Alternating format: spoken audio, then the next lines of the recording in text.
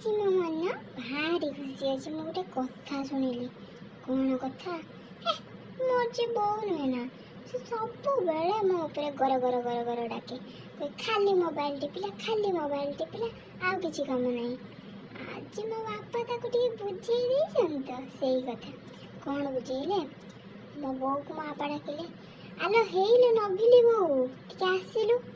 ମୋ ବୋଉ ଗଲା। କାହିଁ ସେ ନବିଲିଟାକୁ ସବୁବେଳେ ଘର ଘର ଡାକୁଛୁ?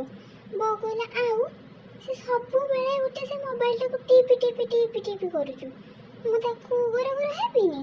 ଗୋଟେ କାମ ନାହିଁ, କିଛି ନାହିଁ, ତାର କ'ଣ ଗୋଟେ କାମ ଶିଖିବାର ଇଚ୍ଛା ନାହିଁ? ଏବେ ତ ଇକୁଲୁ ନାହିଁ, ଇସୁକୁଲୁ ନାହିଁ, ସେ ଟିକେ ମୋ ସାଙ୍ଗରେ ସାହାଯ୍ୟ କରନ୍ତାନି? ବାପା କହିଲେ, ଆମ ଝିଅକୁ ପରା 14-15 ବର୍ଷ ହେଇଗଲାଣି। ଆଉ 4-5 ବର୍ଷ ପରେ ସେ ହାତକୁ 2 ହାତ ହେଇଯିବ। ସେତେବେଳେ ସେ ବଳେ କାମ କରିବନି? ମତେ ସେଇ କଥା ଶୁଣିକି ଖୁସି ଲାଗିଲା ନା। ଆଉ ଏଇ ଯୋଉ ମୋ ସାଙ୍ଗମାନେ, ସେ ମିଲି, ସାବି, ଟିକେ ଆଇସ୍କ୍ରିମ ଦେଇଥିବେ, ଗୋଟେ ଚକୋଲେଟ ଦେଇଥିବେ, କଳି ଲାଗିଲେ କହିବେ, ଦେ ମୋ ଆଇସ୍କ୍ରିମ ଦେ, ମୋ ଚକୋଲେଟ ଦେ। ଆଲୋ ସେ ଆଇସ୍କ୍ରିମ ଚକୋଲେଟରେ ମୁଁ ଖାଇ ଦେଇଛି, ମୋ ପେଟରେ କ'ଣ ସେମାନେ ବଞ୍ଚିଛନ୍ତି ନା ମୁଁ କାଢ଼ିକି ଦେଇଦେବି? ଦେଖିବ ଲୋ ମିଲି, ସାବି, ମୁଁ ଯେତେବେଳେ ବାହା ହେବି, ଆଉ ତ 4-5 ବର୍ଷର କଥା ଆଉ। ମତେ ଏତେ ଖୁସି ଲାଗୁଛୁ ଯେମିତି କାଲି।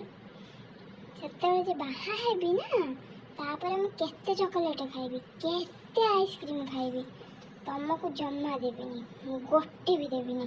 ଦେଖିବ କେତେ କଜିଆ କରୁଛ ତମେ, ମୁଁ ବି ଦେଖିବି। ଗୋଟେ ଆଇସ୍କ୍ରିମ ନେଇ ମତେ ଏମିତି କଥା ଶୁଣେଇବ? ବଡ଼ ମୁହଁ ତମର। ଦେଖିବ ମୁଁ ପରା ସେଇ ଆଇସ୍କ୍ରିମ ଆଉ ଚକୋଲେଟ ପାଇଁ ଖାଲି ବାହା ହେବି। ଏମାନେ ଯେ ମତେ ଶୁଣୁନାହାନ୍ତି ନା, କେତେ ଖାଇବି, ସିଏ ତ ମତେ ଜମା ମାଗିବନି।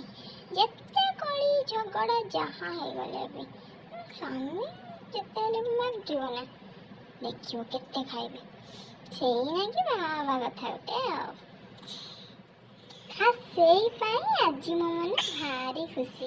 ମୋ ଖୁସି ହେଇ ମୁଁ ଆଜି ଟିକେ ଛିନ୍ଦୁର ମାରିକି ଦେଖୁଥିଲି ନା, ଦେଖେ ମୁଁ କେତେ ସୁନ୍ଦରୀ ଦେଖାଯାଉଛି। ବାହାଘର ପରେ ମୁଁ କେତେ ସୁନ୍ଦରୀ ଦେଖାଯିବି। ସୁନ୍ଦରୀ।